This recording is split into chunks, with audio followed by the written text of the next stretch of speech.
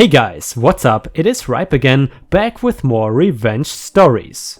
If you are new around here, please don't forget to subscribe to the channel to join our amazing community, and without any further ado, let's dive right into the stories. And the first one is titled, Force me to work past my 2 weeks notice? Fine, I just take my extra week off using sick time. My bosses are jerks and the company culture is trash. Ever since day one of my job, my bosses cared little about my work and about my well-being in general. They never transitioned me properly through training and never had time for me because they don't know anything about my work. I had to self-train myself. When I finally found another opportunity, I was like, F this company and the bosses. I handed in my 2 weeks notice. HR contacted me and set me in a meeting with my bosses to pressure me to stay longer because they needed some more time to find a replacement. My job is very important for industrial work, and if I am not around, the industrial work would have to halt. I asked if I would be paid more for staying longer, and I was told no. I said okay, I will be happy to stay an extra week, but after that I won't be able to stay any longer. Little did they know that I had accumulated sick leave. I don't get compensated for my remaining sick leave days, and I called in sick for the entire week. Best of luck, y'all! Edited to add, I stayed an additional 3 weeks on top of my 2 weeks notice. Sorry about formatting. Edit number 2. Wow, I did not expect this post to gain much attention. There was some confusion as to why I had agreed to stay an extra week. I was forced to stay an extra week so that I could train the new hire. I am the only one who knows how to do this work for the next week. And guys, I'm curious, actually at your workplace when you are sick, do you still get paid? Let us know in the comments. And the next one is also from r/petty revenge, and it is titled Lockdown with Annoying Neighbors. I can be just as annoying. To make a long story short, I have the most annoying neighbors in all of England. One in particular has a son who runs rampant and spends hours in his back garden that is joined to hours screaming at the top of his lungs or peeking over the fence and shouting at us while his mother tells him off. Not for screaming or his other antisocial behaviors, no, just because she is a horrible mother. I feel a little bad for the kid, and she happens to have the most grating voice in the world. This goes on from 11 AM to 9 PM, so I cannot put in a noise complaint, but the most annoying thing is the hours of horrendous music, and now we are not talking just regular, objectively bad music. Don't be silly, it is honest to goodness EDM traffic noise or whatever has the highest usage of the N-word, she's a white woman, that she will shout at the top of her lungs so that you know she is an open racist. Today I had enough, so I found the loudest speaker in my house, dragged it outside, placed it against her fence and played some music for 2 hours straight as loud as possible, and any time one of them screamed or shouted, I would scream back just as loud. Needless to say, she went inside after the second hour and hopefully will be more considerate in the future. And by the way guys, I think I've never asked this before, what is your favorite type of music, or even what is your favorite song? Let us know in the comments. The next one is titled, My stepmom is too happy to look handicapped, so an entitled lady tries to ruin her life. The universe pulls an Uno reverse card. I should first apologize because this will be my first Reddit post. I just heard about this subreddit and have been enjoying it while I recover from a major surgery and thought this was something that would be cool to share. Also, I was a lot younger when this happened, so I don't know all of the details, so sorry about that too. I also kinda ramble a lot, so another thing to be sorry for. Okay, where to begin? My stepmom is one of the nicest people you could ever meet. She is also one of the strongest. Before she became my stepmom, she was previously a single mom of 2 kids and survived and beat breast cancer. A few years after she and my dad had been together, she had her foot crushed by a forklift while she was at work. She is now permanently handicapped and can no longer work paycheck jobs. She was really scared that my dad was going to leave her because when she was diagnosed with breast cancer, her boyfriend had left her. My dad is not that type of guy, and they both decided that they were the ones for each other. My stepmom just had surgery yesterday for her back and will have another one in 2 weeks. This is because when they originally operated on her foot, they effed up the first surgery and ended up damaging her back as well. Despite all of this, my stepmom is the happiest and most loving person. I could go on for days about how amazing this woman is. She is loved in the community she lives in and almost everyone knows her name. I am about as close to her as my real mother. Now cue entitled lady, who I will refer to as Jerk. My stepmom had just went to the gym. While she cannot do traditional workouts, she really finds that swimming is nice and a good way to lose weight while not hurting herself. She had been trying to lose weight and she has lost a lot in that week. She decided that she was going to cheat a little and get a milkshake from a local dive. My stepmom parks in the handicap parking spot as she can legally do and has her order raken from her car. So far, today had been a good day, so she was even more upbeat and cheerful than usual. Sadly, Jerk wanted to ruin that. My stepmom noticed a lady standing behind some bushes, almost like she was trying to hide from my stepmom. My stepmom has her window down and she's expecting her milkshake to be ready soon, and here's something really chilling. It went something like this. Jerk: "Yes, I would like to report a regular person parked in the handicap parking spot. The license plate is the following."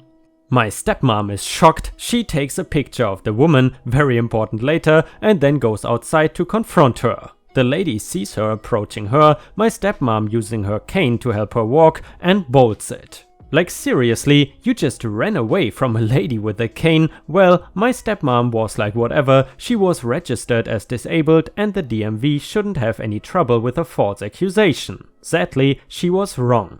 As she got home after enjoying her milkshake, she was called by multiple different agencies. I don't know all of the details about this, but I do know that my stepmom was at risk for losing her car, disability checks, which she really needs since she cannot work, and that they are going to open an investigation on her possible disability fraud. So, a normal person would be infuriated by this and would witch hunt the lady, right? My stepmom was not angry at all, she just does not have it in her. She instead starts to get her evidence that she is disabled by calling her doctors and insurance to acquire physical proof. She was playing the defense. I know I am not great at getting to the point, but trust me when I say it is worth it. When my dad gets home from his job, he works in a prison and sees my stepmom in tears and with stacks of papers with her medical history on it, he becomes concerned. My dad is a very rational and often hard to upset man. After hearing this story, however, he loses it. He was probably angry for about 5 minutes until he started asking my stepmom for more details. This is where the revenge starts, even if sort of unintentionally. Neither my dad nor stepmom knew anything about this lady, but my stepmom did have photos of her from earlier. My dad takes these photos and writes a huge post on Facebook describing what happened and my stepmom's past and how she did not deserve to have to go through this as well. Now, I said earlier that my stepmom was very popular in the community. This is because she organized charity events, would babysit for free, make blankets for homeless people and people in need, and was always there for a friend. This popularity is what made this a revenge story.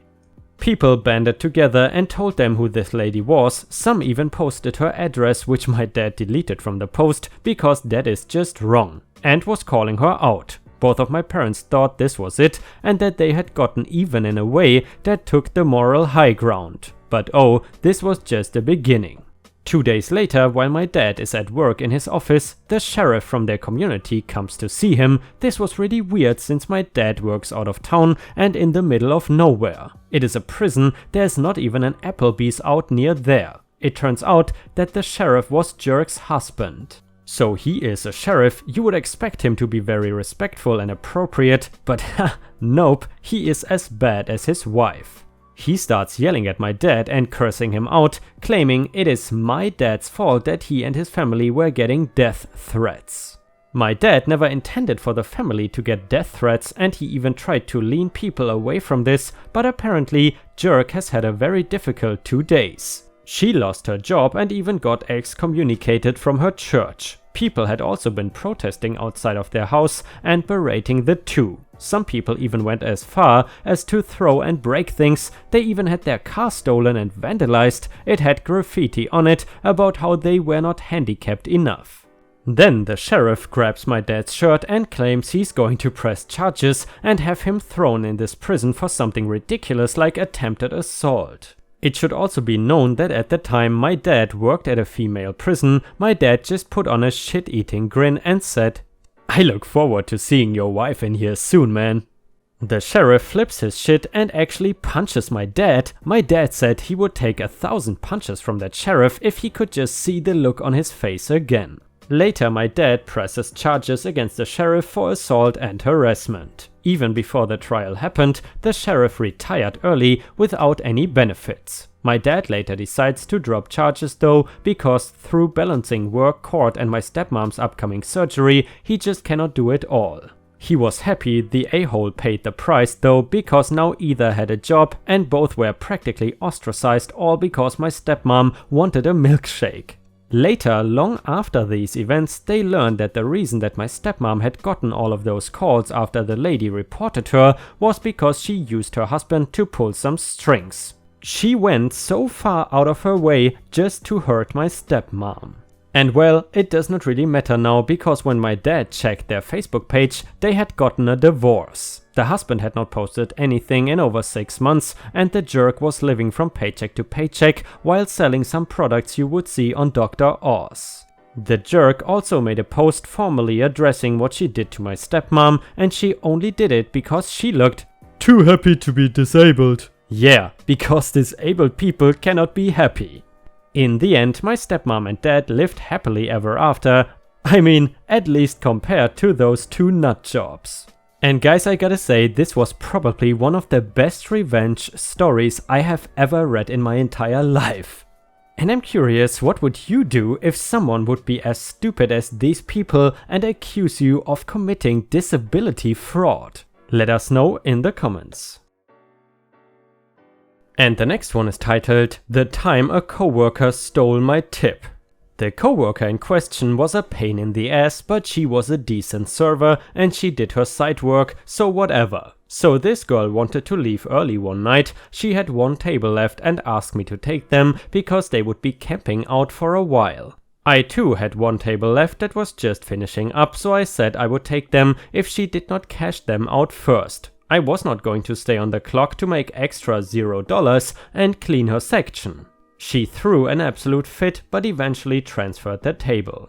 Now, I don't know why she transferred them, because she stayed the whole time they were there. She walked around the whole restaurant and bar, trashing me to anyone who would listen. When it came time to cash them out, she went to the table and said something to them while I was running their cards and making change. F-in-A. I handed them their slips and cash to the one guy who paid in cash. Someone at the table said, "I don't know what you did to that girl, but she told us not to tip you." I said, I think she's just having a bad night. I thanked them for coming in and wished them a good night. I went to the POS and started entering tips while I waited for them to leave. I was fuming, but the table was happy with me, so I was not going to let it get to me. As soon as they left the table, I finally realized what happened. I was like, the F? So I hustle down there and I can see her looking at the slips. When I get to the table, she's getting up and has $4 cash in her hand. Now, everyone at the table left me a 20%-ish tip except for the cash guy, who left me nothing. On a $20 check, 20% times $20 equals $4. It was at this point that I lost my shit. I asked her if she took money off of my table. I would like to say that I was calm and collected, but I'm sure that I wasn't. She runs screaming to the manager that I accused her of stealing. I explain the whole situation to the manager, who I am sure will see reason. He opts to check the security footage, but no, the recording was not working. So now it is my word versus hers, which should be a slam dunk in my favor, but what can they really do? If they fire her for cause, they need proof, and I did not actually see her take the money, just holding $4 in her hand as she left my table. Okay girl, you won the battle, but you will lose the war. Now here comes the really effed up part. My next shift, the regional manager comes in to talk to me about the whole situation. She acknowledges that she believes me, but there's nothing she can do about it. And then she instructs me to apologize to the girl. Ha! Fat chance, I agreed to do it, but obviously never did. Well, it was around that point that I moved to the bar full time. I had several weapons of revenge at my disposal, but the best one in my arsenal by far was that I now knew that she was extremely inflammatory. I could set her off with the smallest of actions, all while keeping my cool and appearing to do nothing wrong. One time I cuffed as she walked away from service bar, she thought I called her name, instant meltdown, run screaming to the manager. One time I poured her service bar ticket but left the last beer sitting under the tap instead of on the service bar. Instant meltdown, run screaming to the manager. One time I said her name quietly, under my breath, so only she could hear it. Then I pretended like I did not say anything, instant meltdown, run screaming to the manager.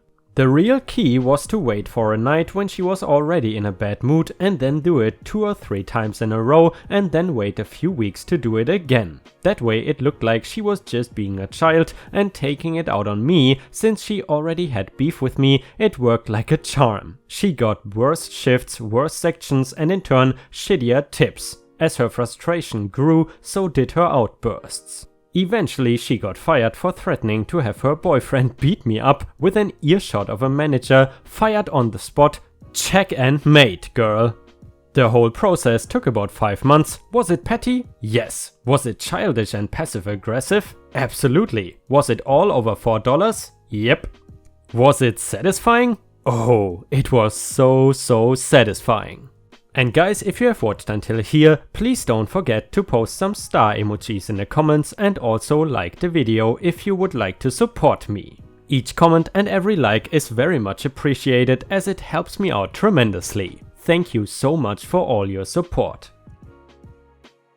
The next one is titled Dapper Dan Fails to Think Things Through. I graduated university a few years back and immediately started looking for a job in my chosen field, marketing. Marketing entry-level roles were thin on the ground, so when I found a role which was hybrid of marketing with sales support, I took it.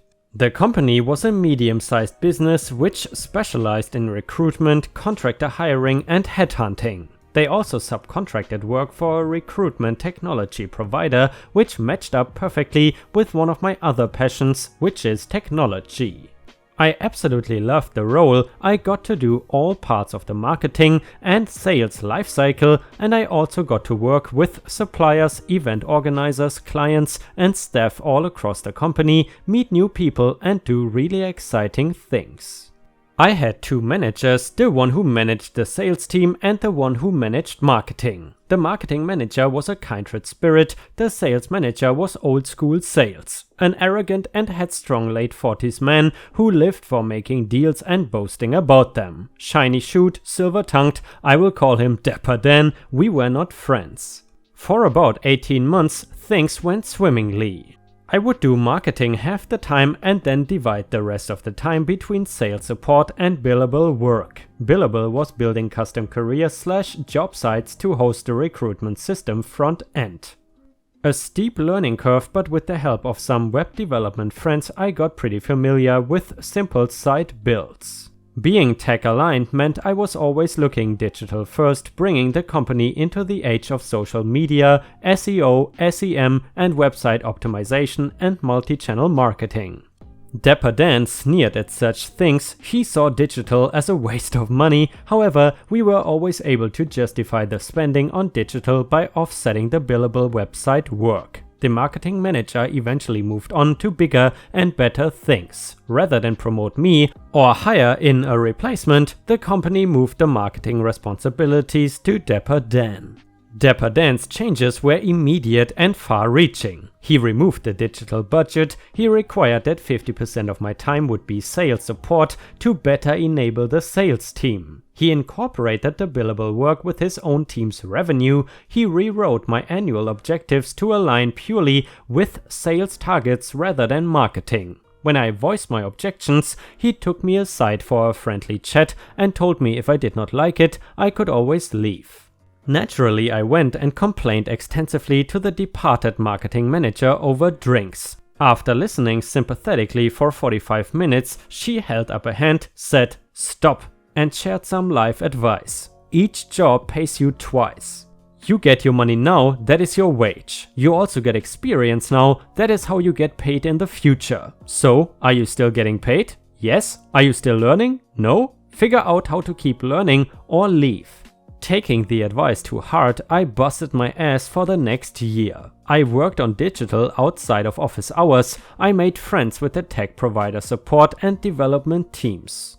I went to developer group meetups, attended conferences, studied for and acquired industry qualifications.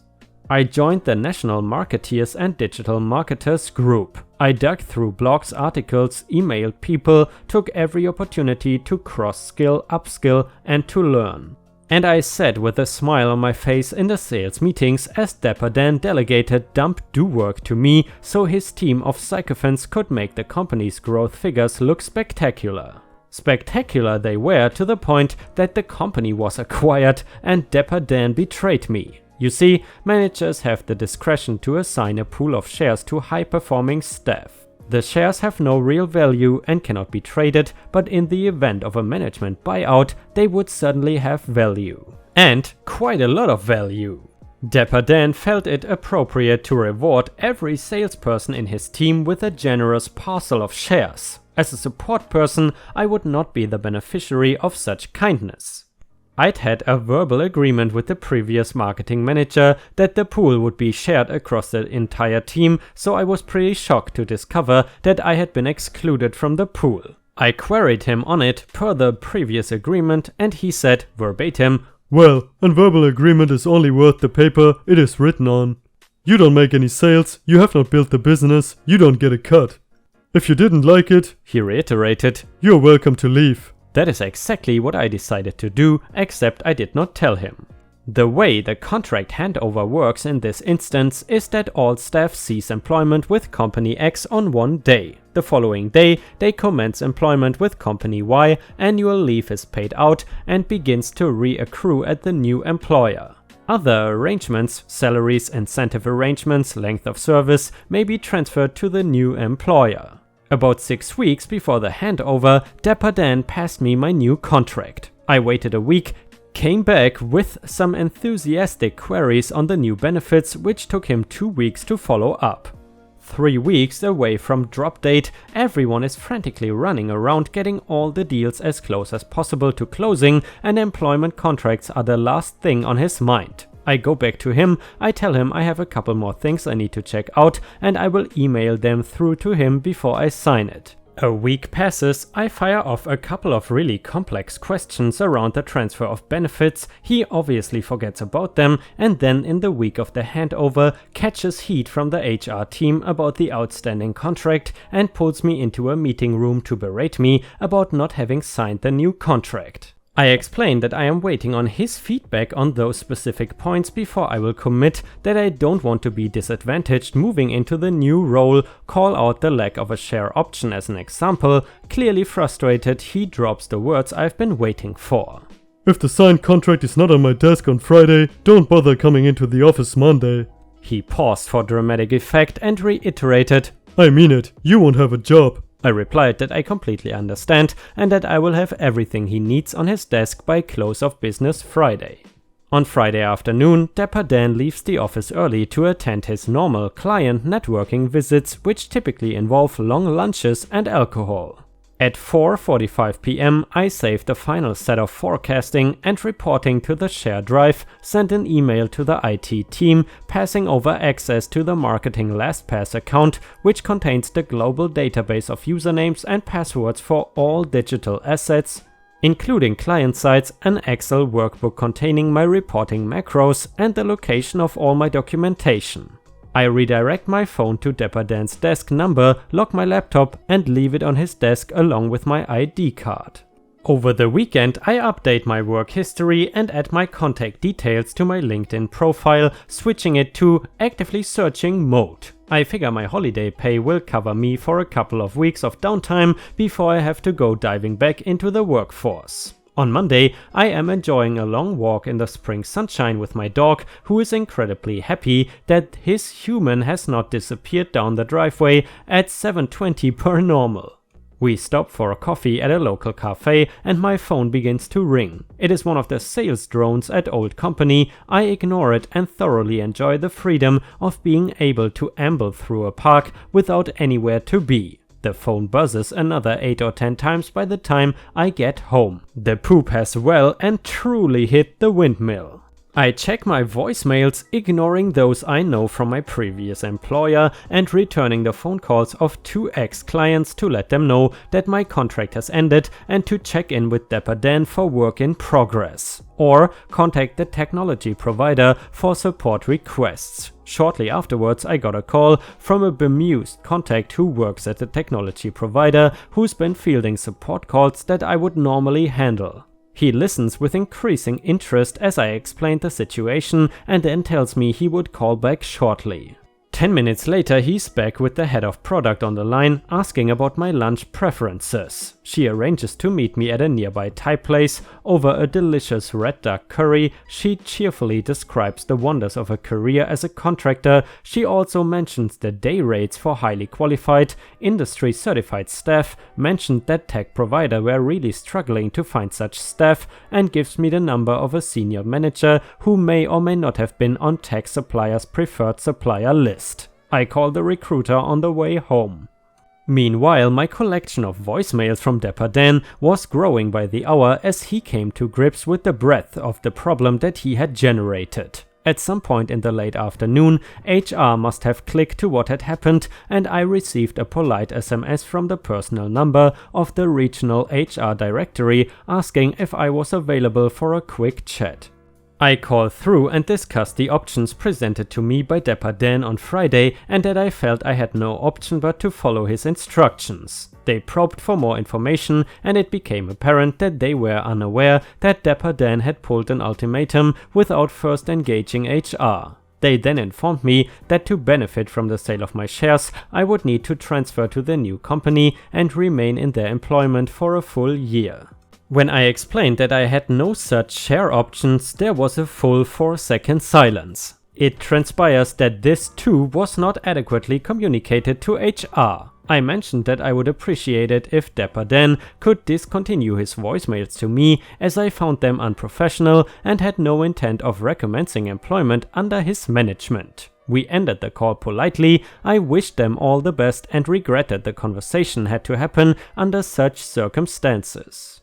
My contract for tech provider came through via the PSL agency at 11 PM that evening and was signed and returned the following day. I was deployed to client side that Wednesday. Post departure, I met up with one of the old IT team at a conference 3 months after it all went down. He was ecstatic to fill me in on what had happened.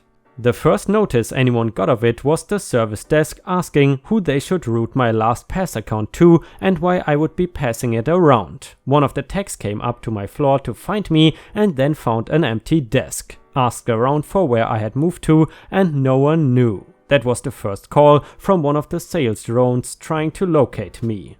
The tech went to Dapper Dan's desk and found my laptop with my ID and post-it note taped to it. He put 2 and 2 together, went back downstairs and checked the access logs and realized the last time I had logged in was Friday. He then locked my account for security purposes and went to HR to check if there was a leaver form. HR checks, no leaver form, and a great big red cross next to employment contract received. HR calls Dapper Dan, who is not in the office. Dapper Dan says, "No, contract should be on my desk. It was there on Friday. I'm out on the road at the moment. Give me till lunchtime and I will sort it out." Obviously thinking that I am grandstanding. He starts to call me and leave messages and then gets progressively agitated as he realizes that I am not coming back. When he gets into the office, he cannot find the contract either, so he goes to HR and explains what has happened. Says I have been stonewalling them and it is cool, he will get it sorted, it's between me and him. HR says, no, this is our thing now, and the HRD sends me the SMS. Shortly after my phone conversation, the HRD walks into a sales meeting and very abruptly pulls Dapper Dan out. They disappear into a meeting room where it may only be assumed that Dapper Dan was required to spell out exactly what had occurred and address the comments that I had made. I suspect he came completely clean at that stage. Dapper Dan was subsequently reamed as only HR and senior management can ream a manager who has effed up. He was demoted, decoupled from marketing, his budget reduced by half, and a new, separate marketing function created. His team were collectively put under review and forced to carry out their own reporting, tracking in metrics which lacked the coherence and consistency that I had been able to deliver. This reduced the capacity of the team, a couple of them left and they missed out on some key deals. In the fallout, they completely dropped the ball on the client website builds. They went to market to try and find a resource who could fulfill these builds, and Dapper Dan was reportedly astounded to discover that experienced technical marketing staff are both hard to find and expensive to recruit. They were unable to fill the role and the builds were taken back in-house by the tech provider who now had an experienced resource to deploy, which was me. I ended up working on 3 of these at full utilization rate, which was paid by the new company. I'm pretty sure Dapper Dan would have seen the funding arrangements for these and would know my day rate, which is substantially higher than his. Much later, as the sales lead, Dapper Dan had to bear the displeasure of his superiors for the full 12 months before he could claim his share payout. It would have been a really bad 12 months for him. He resigned within 2 weeks of the anniversary of the purchase, and the company enforced a 6-month notice period and another 12-month no-compete clause. Any benefit he would have received from the share payout would have been consumed over that 12 months unless he switched industries or moved cities. Last time I saw, he was on the job market. As for me, happily living the life of the contractor, I get paid for the hours I work and I work the hours I want. My old marketing manager is now VP of something at a large multinational. I have used her speech several times when giving young, frustrated staff career advice. Too long didn't read, old school sales manager attempts to call my bluff, hilarity ensues. And guys, I would love to know, have you ever done contract work? And if so, do you prefer it? Let us know in the comments.